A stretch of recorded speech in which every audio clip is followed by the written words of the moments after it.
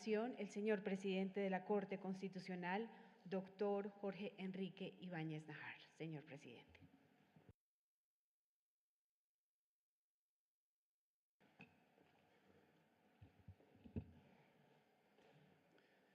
Buenos días a todos.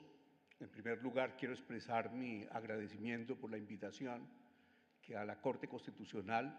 y en particular a mí se me ha formulado para estar en este especial acto. A cada uno de los presentes en la mesa, comenzando por el señor rector que nos acoge en esta bella casa, como siempre lo ha hecho, a la Corte Constitucional, al señor presidente de la Corte Suprema de Justicia, al señor vicepresidente del Consejo de Estado,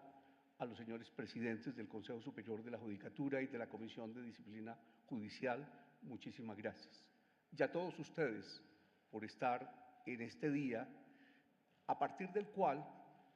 conmemoramos durante esta semana el 40º aniversario de uno de los hechos más graves y determinantes en la historia judicial de Colombia. No es un aniversario neutro, es un acto de responsabilidad frente a lo que somos hoy y frente a lo que no podemos volver a permitir.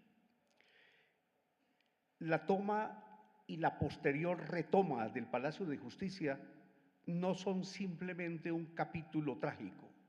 son una herida fundacional que redefine cómo entendemos el Estado de Derecho, la autoridad pública y la fragilidad de nuestra democracia bajo presión. Recordemos, porque es esta semana para recordar, que el ataque perpetrado contra la Corte Suprema de Justicia el 6 y 7 de noviembre de 1985 lo fue contra esa corporación que obraba entonces, además de Tribunal de Casación, como Tribunal Constitucional. Por esa época, la Corte Suprema de Justicia, además de sus funciones como Tribunal de Casación, recordémoslo, cumplía sus funciones de control constitucional de altísimo impacto nacional y, como toda discusión constitucional, no se desencadenaba en un vacío.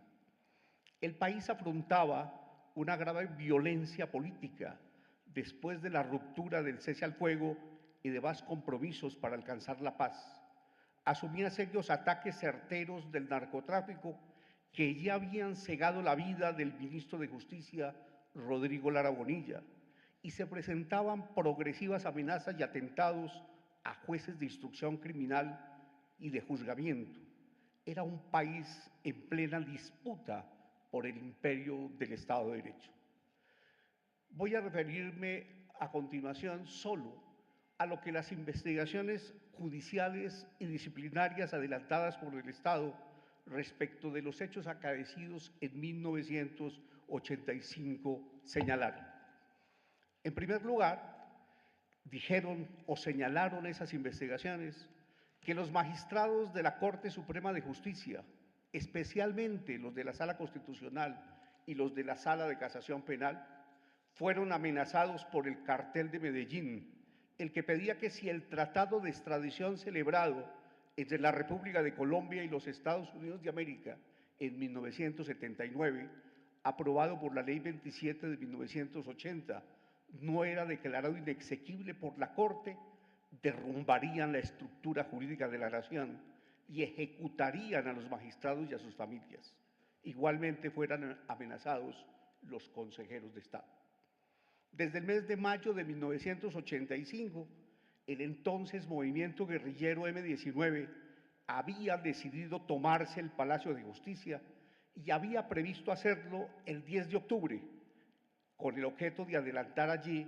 un proceso contra el presidente de la República por su presunta responsabilidad en la ruptura de los acuerdos de paz, para lo cual diseñó un operativo que comenzó a ejecutarse desde el mes de agosto de 1985, pero la fecha hubo de postergarse por diferentes circunstancias. Un plan para la toma del Palacio por una célula guerrillera del M-19 fue develado el 16 de octubre para el día de la visita del presidente de Francia, François Mitterrand. Probablemente desde el 2 2 o el lunes 4 de noviembre del 85, se había desmontado el plan de seguridad interna de las instalaciones del Palacio de Justicia, motivo por el cual este ya no se estaba ejecutando el martes 5 de noviembre, después de un puente festivo, y obviamente el miércoles 6 de noviembre de ese año, cuando el grupo armado del M-19 perpetró la toma del Palacio de Justicia. Ese día solo había en la parte exterior una patrulla estacionaria compuesta por 4 agentes con deficiente dotación. Hubo responsabilidad de los miembros del M-19 en la operación, la cual sería compartida con el Cártel de Medellín, de probarse su participación en el diseño y financiación de la operación. Fueron ellos los que idearon, planearon y ejecutaron la toma del Palacio de Justicia, que de no haberse producido, se habría evitado el holocausto en que desencadenó. Los integrantes del M-19 entraron al palacio asesinando a los vigilantes y durante la operación ejecutaron a varios rehenes, entre ellos a varios magistrados de la Corte Suprema de Justicia. La toma del palacio fue perpetrada el 6 de noviembre de 1985 en 2 etapas. La primera, y yo estaba allí como abogado del Banco de la República, desde horas muy temprano, mediante un grupo de 7 guerrilleros que entraron a las instalaciones del Palacio de Justicia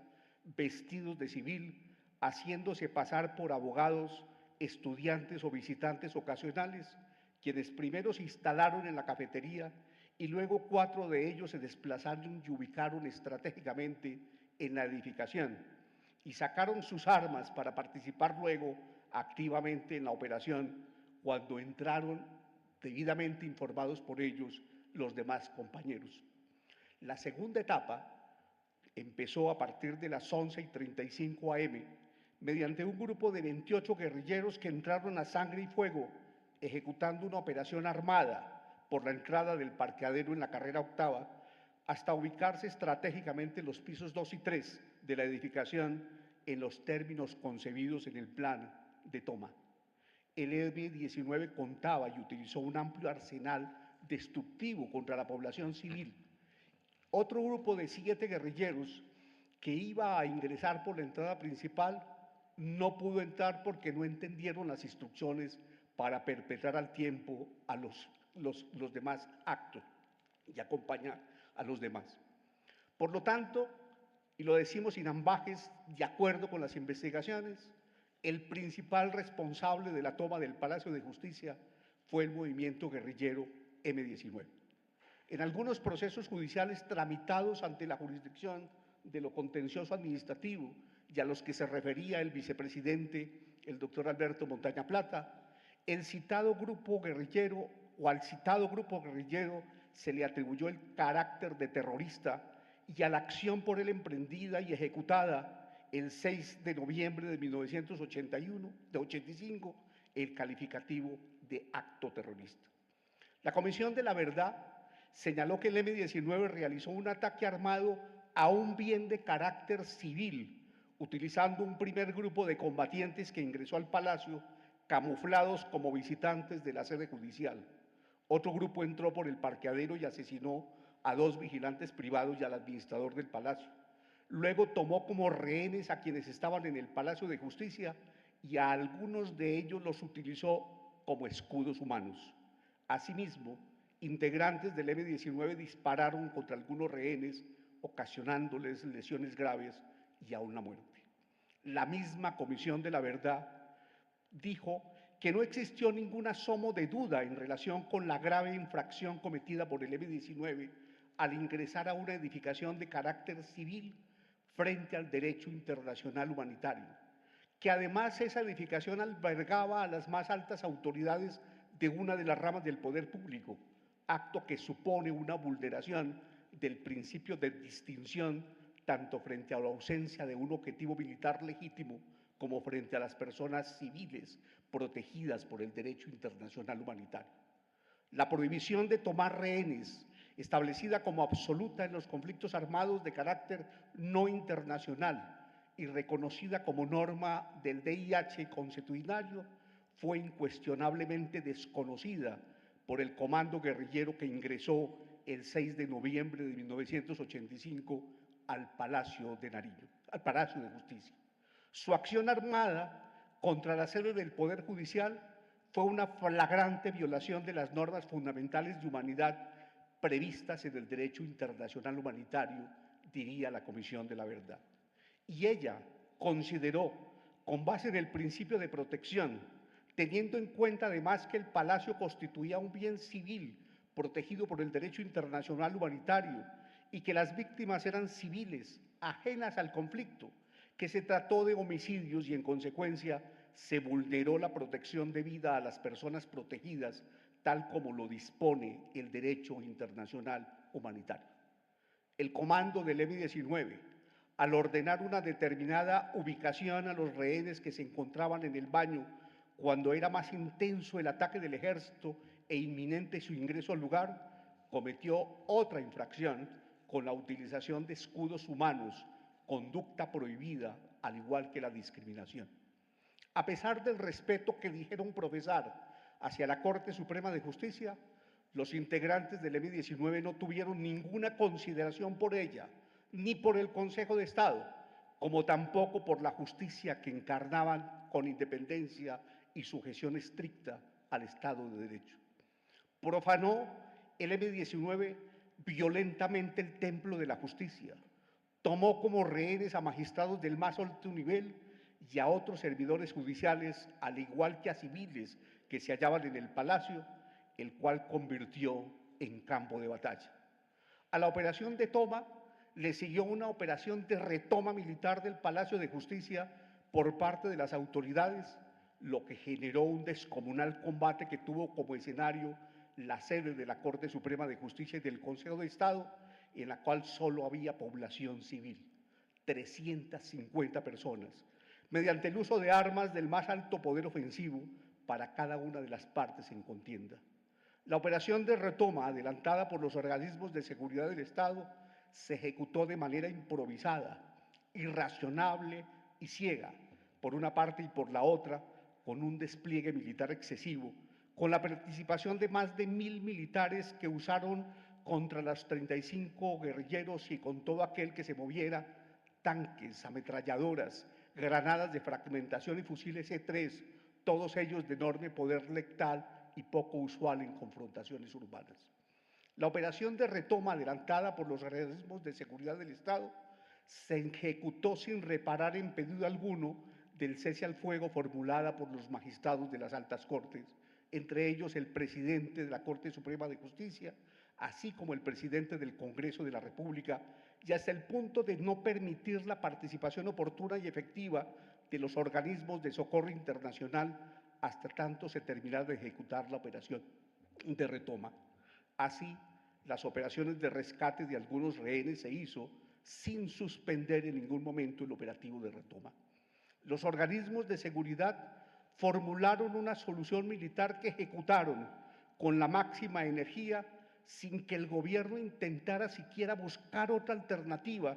pues a los pocos minutos de haberse iniciado la toma, ya los tanques de guerra estuvieron al servicio de la operación y después de derribar la puerta principal, entraron al Palacio de Justicia sin que se hubiera hecho nada realmente efectivo para procurar el rescate de todos los rehenes y de los atrapados con ellos. En el curso de los acontecimientos, las Fuerzas Armadas lograron, por fortuna, evacuar a la mayor parte de las 215 personas que lograron salir del Palacio de Justicia, pero de los rehenes propiamente dichos, los llamados fundamentales, por quienes iban, la mayoría pereció trágicamente. El Estado colombiano ha sido condenado judicialmente como responsable de algunas omisiones o abstenciones y como responsable de algunas acciones en la toma del Palacio de Justicia, conforme lo señaló el señor vicepresidente del Consejo de Estado, sea por falla del servicio consistente en retirar la vigilancia del Palacio de Justicia, por acción desmedida o excesiva en la operación de retoma, sin obedecer a un operativo estratégicamente estudiado y analizado, pero no solo por la falla notada, sino también porque obró equivocadamente la fuerza pública al intentar la recuperación del palacio, operativo que se caracterizó por la desorganización, la improvisación, el desorden y la anarquía de las fuerzas que intervinieron, la ausencia de voluntad para rescatar sanos y salvos a los rehenes, todo esto con el desconocimiento absoluto de los más elementales derechos humanos y principios básicos del derecho de gentes. También por la omisión en la protección de los medios de prueba, por la acción al hacerlos desaparecer, por falla del servicio consistente en la desaparición de varias personas. Y no obstante las condenas contra el Estado, solo a partir del año 2000 se adelantaron las investigaciones penales contra miembros de las fuerzas militares por sus actuaciones en los hechos del Palacio de Justicia de los días 6 y 7 de noviembre de 1985, relacionados con la retoma, la muerte de los rehenes producida con motivo de esa operación y la desaparición de varias personas. No obstante lo anterior, muchos interrogantes siguen sin respuesta. Jamás se adelantó, prosiguió o culminó investigación alguna contra los miembros del cartel de Medellín por las amenazas contra los magistrados de la Corte Suprema de Justicia y del Consejo de Estado y por la presunta participación en la autoría intelectual y o la financiación de la toma del Palacio de Justicia. No obstante las condenas contra el Estado, jamás se adelantó, prosiguió o culminó investigación alguna contra los funcionarios públicos que dispusieron de manera injustificada levantar o terminar abruptamente el plan de seguridad que existía sobre el Palacio desde el 17 de octubre del 85 y que sin consulta ni notificación alguna fue suspendido o terminado a partir del sábado 2 o el lunes 4 de noviembre de 1985, de manera tal que aquellas instalaciones quedaron desprotegidas el miércoles 6 de noviembre, lo que facilitó el asalto y la toma por parte de la célula guerrillera del M-19. No se probó la identificación plena de los muertos en el Palacio de Justicia. Algunos cuerpos fueron medianamente identificados e inclusive reclamados y entregados a sus familiares sin que a ciencia cierta se pueda comprobar que efectivamente correspondían a su identidad. La Corte Interamericana de Derechos Humanos concluyó en la responsabilidad internacional de Estado por la violación a los derechos humanos debido a la desaparición de las personas en los hechos ocurridos los días 6 y 7 de noviembre del 85, sin perjuicio e independientemente de la responsabilidad personal que se pueda derivar de sus agentes conforme a las investigaciones penales que actualmente o en el futuro se puedan adelantar inclusive. No se ha contado la verdad histórica y se ha querido deformar la historia de lo ocurrido. La toma del Palacio no fue una acción genial, sino una acción demencial, un acto terrorista, según lo calificaron varias sentencias del Consejo de Estado. La verdad como derecho, en su dimensión pública, es un bien colectivo y en su dimensión individual es el espacio en que las víctimas dejan de ser invisibles. Como lo recordó la Corte Constitucional, la verdad preserva del olvido a la memoria colectiva y libera a las personas del silencio que encierra la injusticia. Y ese énfasis no es retórico, es estructural, porque la ausencia de verdad amplifica la violencia en el tiempo. También hay una deuda de justicia que sigue abierta 40 años después. 94 muertos, entre ellos 11 magistrados, y 242 afectados física o psicológicamente y un número aún por establecer de desaparecidos. 40 años de procesos en los que la responsabilidad política se ha diluido mientras el dolor permanece intacto. Y eso revela un elemento doloroso pero ineludible. La violencia contra la justicia se defiende con justicia, no con silencio. Eso fue lo que dijo la Corte Interamericana cuando condenó al Estado colombiano por la negación de garantías judiciales a las víctimas, en el caso Rodríguez Vera y otros versus Colombia en el año 2014, cuando condenó al Estado colombiano por la negación de garantías judiciales y de protección judicial a las víctimas, violando, entre otros, los artículos 8 y 1, 25 y 1 de la Convención Americana. En su punto resolutivo 11 lo dijo Cyrán Vázquez: el Estado faltó a su deber de investigar, sancionar y evitar la impunidad. Esa sentencia no es pasado, es un espejo que nos confronta hoy, porque nos recuerda que la ausencia de verdad y justicia no es un defecto administrativo, es una violación autónoma a los derechos humanos. Eso es lo que el constitucionalismo contemporáneo considera una obligación reforzada, el deber estatal de no abandonar a quienes acudieron a la justicia confiando en que allí encontrarían protección. Y por eso esta jornada tiene hoy un valor político y ético esencial. Los discursos de odio contra jueces, la sospecha permanente contra la institucionalidad y la normalización de la violencia política, sea quien sea el blanco, son síntomas que no podemos trivializar. La destrucción del Estado de Derecho nunca es instantánea. Ocurre cuando se vuelve aceptable erosionar a quienes están llamados a decidir conforme a la Constitución, aun cuando esa decisión sea impopular. Que este aniversario no sea una ceremonia, que sea una advertencia para el presente, porque las generaciones más jóvenes que no vivieron en 1985 tienen derecho a una democracia donde la violencia nunca vuelva a ser un método de disputa política. En últimas, esa es la contribución mínima que les debemos, no dejarles un país que considere normal la agresión contra la justicia. Por eso, y termino aquí, esta conmemoración no es solo para mirar hacia atrás, sino para impedir que lo ocurrido vuelva a ser posible. Y esa advertencia conserva plena vigencia 40 años después, y debemos decirlo sin evasivas: un país sin memoria siempre vuelve al punto donde dejó de decir la verdad. Por eso, justicia, memoria y reflexión es un asunto de todos. Muchas gracias.